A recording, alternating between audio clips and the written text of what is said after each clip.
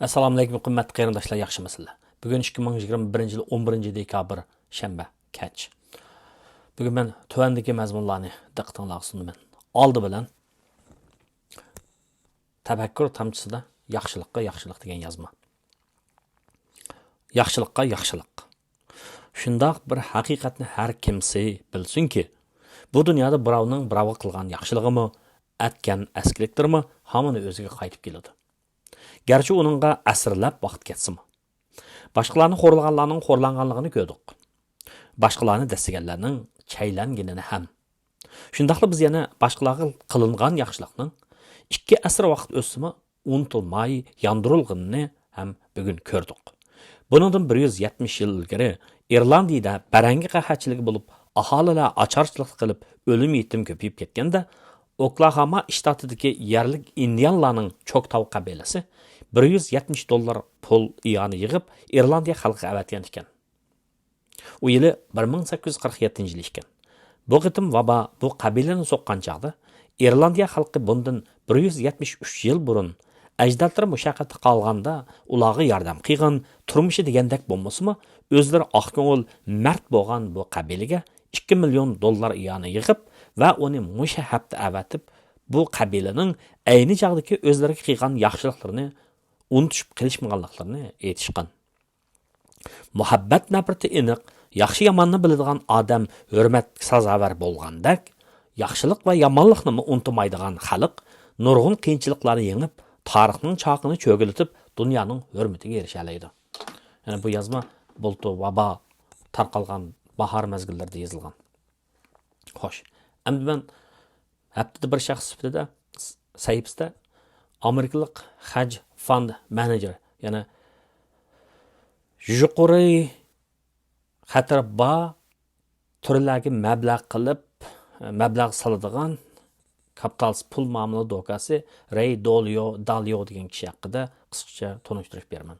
Ray Dalio yaqinqi bir necha yildan buyon izchil turda dunyodagi eng yuqori o'rinda turadigan milliarderlarning birisi, boy kishining birisi bo'lib sanalib kelmoqda. Bu kishi yaqinda 10 kun burun bir Amerikaningki tijoratga munosib televiziya kanalida so'z qilgan vaqtda, chunki bu kishi o'zi Xitoyga moyil bo'lgan kishi, Xitoyningki iqtisodiga 1 milliard 250 million dollar mablag' solgan kishi, 1 milliard 250 million dollar mablag' solgan kishi.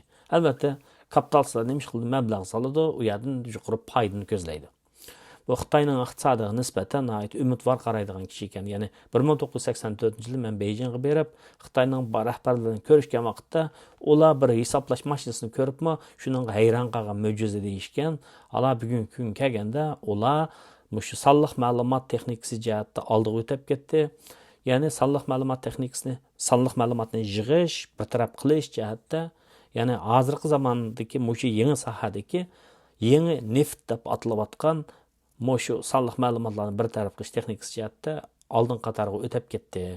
Bularning bozorda iqtisodning eshitdi umidvorman deb qaraydigan shunday bir kishi.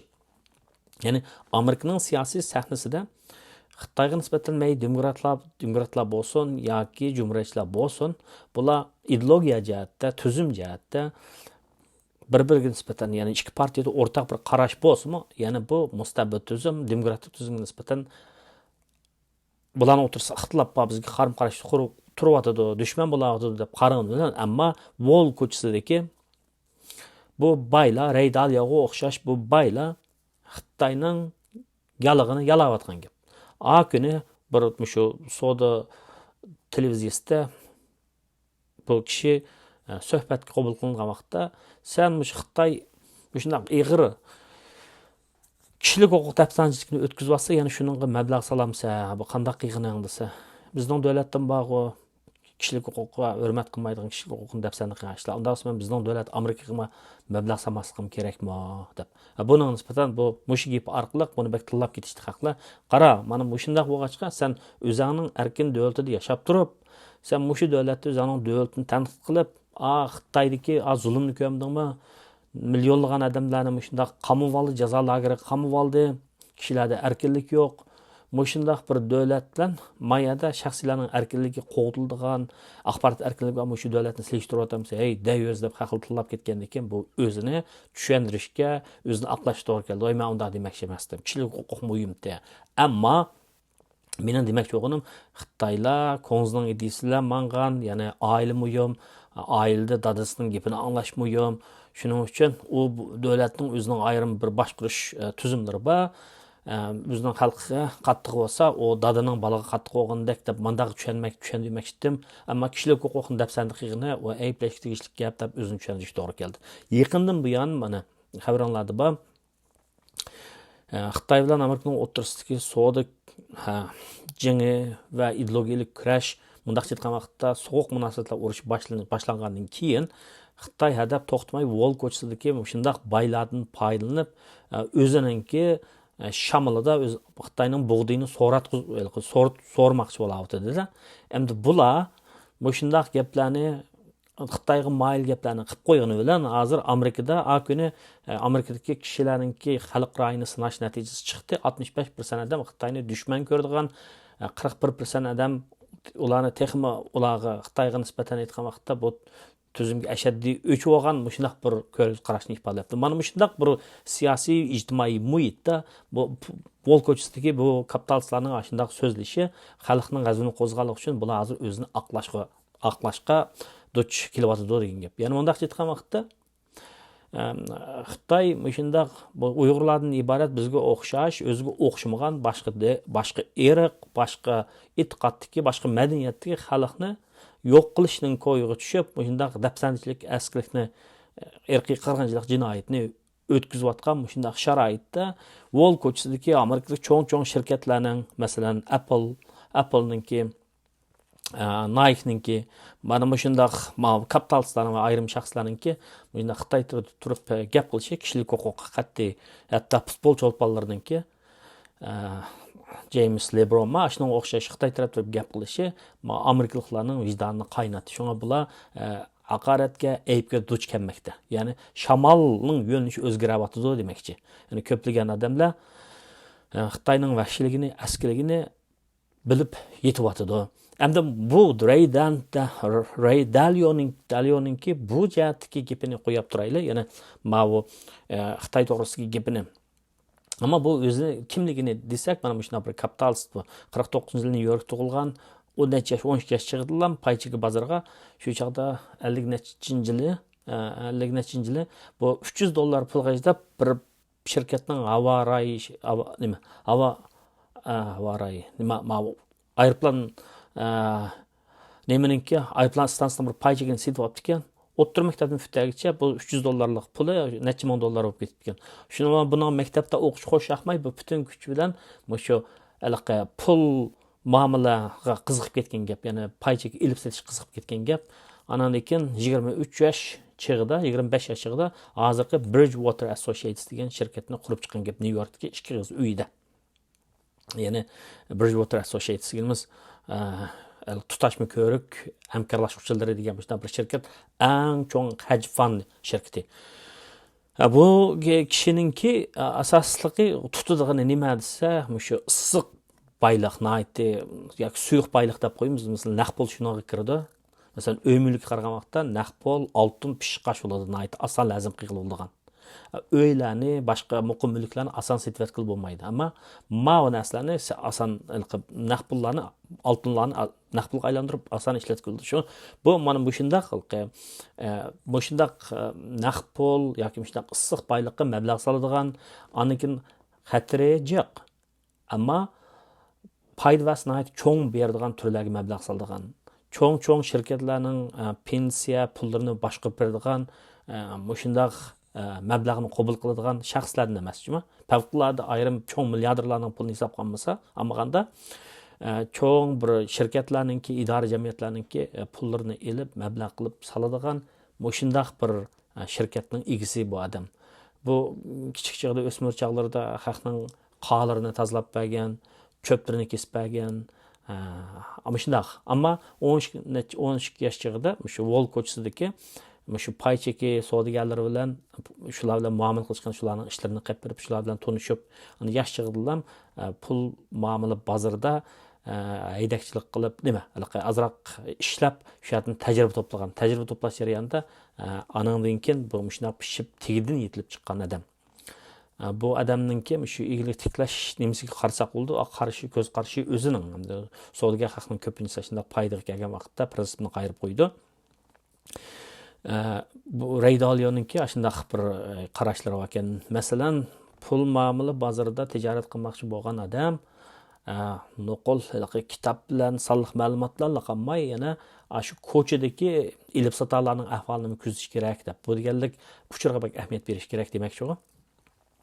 Xo'sh, endi bu shaxs to'g'risida to'xtaldik. Endi dunyoning iqtisodiy, Amerikaning iqtisodiy to'g'risida kelsak, yaqindan buyon kuz mezgillarida delta varianti chiqdi, COVID-19dan keyin. Mana endi omikron degan varianti chiqdi. Bu omikronning Afrikadan chiqishi bilanla dunyoning iqtisodiy eg'iz-paslikni davolashni paydo qildi. Ammo uning xatri bak tiz taqilgan bilan bak ig'ir bo'lmaydi ekan. Hala bugun kuniga Amerikada 95 ming odam yana shu COVID bilan chiqyotdi. Kasallikda bularning ko'pinchisi vaksina olmagan odamlar. Shunga vaksina urishga nisbatan ilmiy qarash kerak. Buni cho'qim fursat bo'lsa o'g'izish kerak. Vaksina o'g'izgan odamlarning ichida yana omikron bo'lib qolgan odamlarningki og'rib qilish ahvoli ancha ig'ir bo'lmaydi ekan, ya'ni hayoti saqlanadi ekan demakchi. Olmaganlarga vaksina olmaganlarningki o'lim ehtimoliyatlari jiq bo'layotgan gap. Hamda chunki bu Amerika davlati xususlikni bak ta'kidlaydigan bo'lgandan keyin, kishilarning erkinligini ta'kidlaydigan bo'lgandan keyin, sen cho'qim o deb hammani qamal qilib Xitoyga o'xshash nol hech qanday odamni kasal chiqmaslik kerak deb qattiq to'zim bilan bosh qo'ymagandan keyin, kishilarning erkinligi bo'lgandan keyin nurg'un dardlarning ichida ahvol mushunday ketyapti. Endi bu narsa, bu ommaviy sog'lomlik masalasi, ommaviy sog'lomlik krizi asrda bir qatim yuz berdigan, ya'ni 100 yilda bir qatim berdigan. Biz bunga shohid bo'ldik. Bu ishlar bizning hayotimizni o'zgartdi, kishilarning iqtisodiga ta'sir ko'rsatdi. Endi bu iqtisodiy ahvollarda qanday bo'ldi, qanday ta'sir ko'rsatdi deganda, agar biz bir yil vaqtni keyin surib aslab baqadigan bo'lsak, ۋابا chiqqan vaqtda, dastlabki vaqtda idora jamiyatlar odamlarni ishga kelmanglar dedi. Shuni bilan kishilarning nurg'un odamlar, ya'ni gig economy deb qo'ydi. Gig economy degan sayyoragilik. Sayyoragilikda Uber to'sadigan, lift deydigan, anadan keyin tijorat, ya'ni mulozimat kasbidagi, ya'ni mulozimat kasbidagi deganimizda sotrashlik, andan keyin mehmonxona kutish, mehmon kutish, kino, teatr degan narsalar hammasi taqaldi. Shu soat ishlaydigan odamlar xizmatdan qoldi degan gap. Ya'ni bu vaboning eng dastlabki so'qqini kirimi tuvan sohadagi odamlar bo'ldi degan gap. Shunga hukumat shunday nurg'un qutqizish yoki yordam pullarini tarqatgan. Hozir qala bugun kelgan vaqtda bu yil 11-oyda Amerikaningki 10-oy bilan, o'tgan yil 10-oy bilan hozirgi 10-oyni solishtirgan vaqtda bir yilning ichida Amerika mal bahosi 6.12% o'sgan gap. 6.12% o'sganlik bir yilning ichida shunday o'sishi mal bahosiningki, ya'ni pul paxalligining shunday yuz berishi yoki CPI deymiz, Consumer Price Index bu deganlik bir odatdagi normal bir odamningki bir mallarni setib olishga, ma'lum bir o'xshash turdagi malni o'tgan yili setib olishga nisbatan aytgan vaqtda hozir $100 malni, bultuq $100 malni bu yil setib olish uchun $106.20, ya'ni $6.20 jiq to'lash kerak degan gap bo'ladi. Albatta odam bir xil mahsulotlarni iste'mol qilmaydi. Shundan ya'ni nurg'un mahsulot, necha ming turli mahsulotlarni biz iste'mol qilamiz. Masalan, choch ilishdan tortib, yemak-ichmak, kiyim-kechak va hatto ko'radigan narsamizgacha hammasi mulozimatga kirdi. Mulozimatga to'g'ri kirdi. Shunga bu vabo taqalgandan keyin kishilar so'linib qolgandan keyin, masalan, ishqi bormagan kishilar mashina haydamaydi. Nurg'un zavodlar to'xtab qoldi. Shuning bilan mayning bahosi tushib ketgan. Esinglarda bormi-ki, bu men o'sha leksiyada o'sha gapni degan, ya'ni Texas tarafda, Arizona tarafda, Kaliforniya tarafda mayni bekor beri ektinglar degan gap. Shunga mayning bahosi manfiylab ketdi degan bir gapni deganman. Ashunchalik daraja bo'lib ketgan, lekin hozir mayning bahosi o'sib ketdi. Nimishqa mayning bahosi o'sdi desa, bu butun bahoning belgilanishi iqtisoddagi talab bilan ta'minlashdan iborat ichki kuchning o'zaro dinamik o'zgarishidan, ya'ni bir-birini o'zaro surkishdan bo'ladigan gap. Ya'ni ma'lum bir narsaning bahosi o'sgan vaqtda shu narsani ishlab chiqaramiz deydigan odamlar foyda fursatini ko'rsa, shuni ishlab chiqardi. Lekin bu baho oshgan vaqtda kishilarningki ta'minlash nazariyasi, talab nazariyasiga qonuniga asoslangan vaqtda, bahasi o'sgan vaqtda, kishilarning kirimi o'smagan vaqtda talab tuvallab mangadigan bir ishlar bo'ladi. Biroq hozirgi ahvol nima desa, bobo tarqalgandan keyin odamlar mulozimatdan to'g'riga yuzilinib oldi. Ya'ni nima desa, mayni jiqroq qilib, go'shtni unni jiqroq qilib, qahachilik uxlab qolgan o'xshaydi, batareyani jiqroq qilib oladigan deb to'g'ri. Shunga do'konlar qog'ozni, maskani jiqib oladi deb to'g'ri u narsalar do'konlar qolmay qoldi. Endi u narsani zavodlardan eklaydisə, zavodlar ishdan to'xtab qoldi. Shunday bo'lgandan keyin bu qahachilik bo'lgandan keyin ambadagi saqlangan mallarni bozorga salgan vaqtda tijoratchilar uning bahosini azroq o'stirib oldi degan gap. Shuning bilan bu hozirgi 6.13% bahoninki o'rilishiga nisbatan aytgan vaqtda birisi ta'minlash zanjiridagi uzuklikning ta'siri va ikkinchisi kishilarda talabni oshdi. Ya'ni talab oshdi degan kirim bo'lmasa bu ehtiyoj kirim bo'lmasa talabga aylanmaydi. Talab bo'lish uchun ham kishilar ehtiyoj bo'lishi kerak, ham yana bir tarafdan setilish kuchi bo'lishi kerak. Setilish kuchi deganimizda kishilarga hukumat ham pul berdi, iqtisodiy kishilarning iqtisodiy biz o'ylagandagidek, iqtisodshunoslar o'ylagandagidek, masalan, Harvardning davlat iqtisodshunosi Kenneth Rogoff deganligidek, unda 10 yil so'zilib ketgandek nachar bo'lib ketmadi. Ya'ni V shakllik tez yaxshilanish oldu. Hozir Amerikada ishsizlik nisbati 4.2% ga yetdi.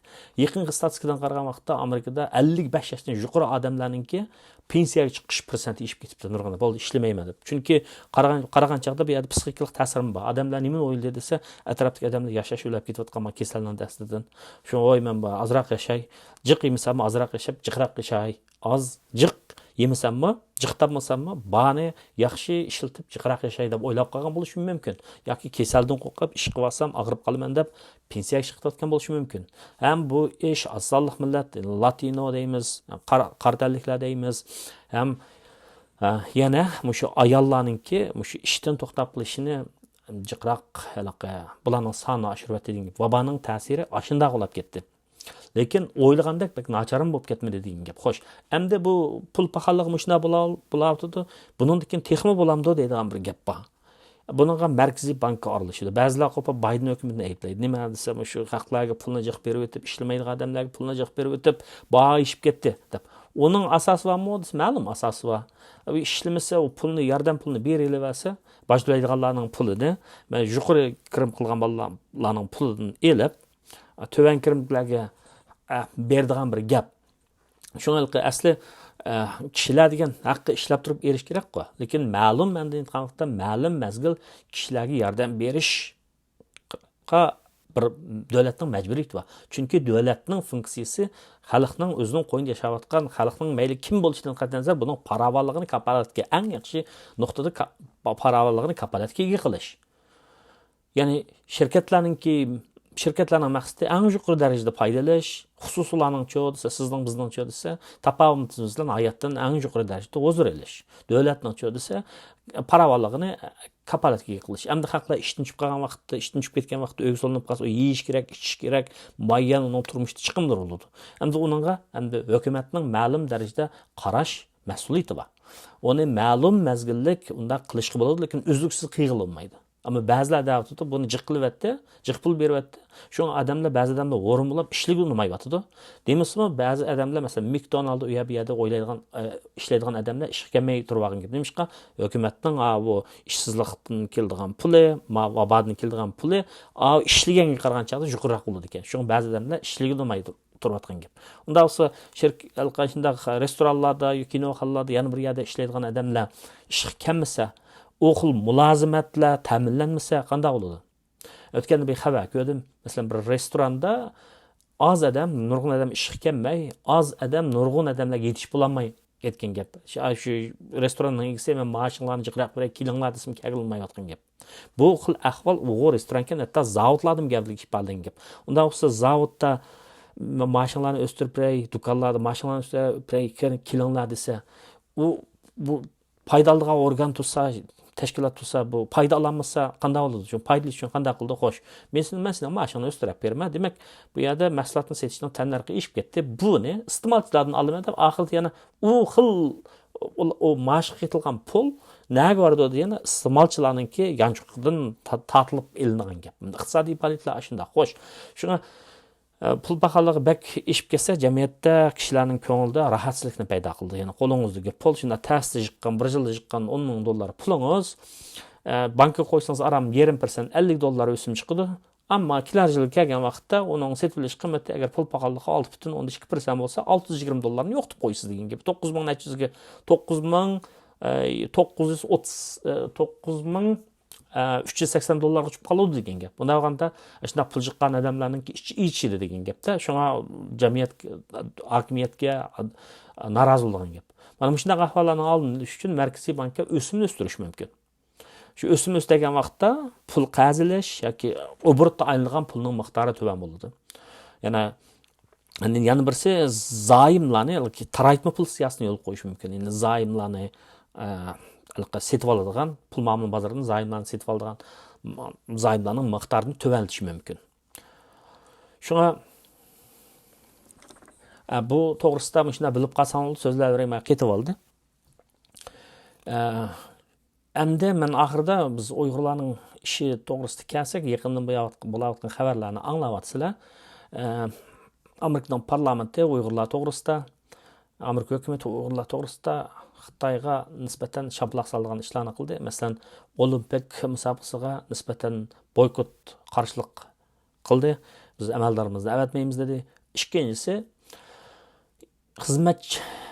Ikkinchisi mavo Amerikaning parlamentida Uyg'urlarga oid bir necha qonun loyihasi ma'qullandi. Xitoy bunga nisbatan chiqanishib ketadi. Jinoyatni o'tkazgandan keyin haq mandaq qildi deb xatoligini ko'rsatib, shablaq solsa, chiqanishib ketadi. Shunaqa gap. Xo'sh, endi men yana bu gapimni azroq so'zlab tugdikday. Bizning sarxillar ma'arifiga nurg'un o'quvchilar iltimos qildi. Biz ularning ichini tanlayapmiz. Sarxillar ma'arifi 2-yil qadam qo'ydi. Yosh bo'g'inlarimiz yaxshi o'qiyotdi, ko'pchilik buni anglab qilinglar. Endi yana birisi bizning Uyg'ur egilik tiklash turi bo'yicha kandidatlarni birinchi qarorli kandidatlarni tanlab bo'ldik. Uzluksiz ahvolimizga qarab, bu uzun mezgillik projekt tur mushti sohada egilik tiklayman deydigan mushti sohadagi qarindoshlarimizni biz iltimosini davomli qabul qilamiz, davomli bularni qo'llaymiz. Mushundan xabar topib qolsangiz bo'ldi. Rahmat sizlarga.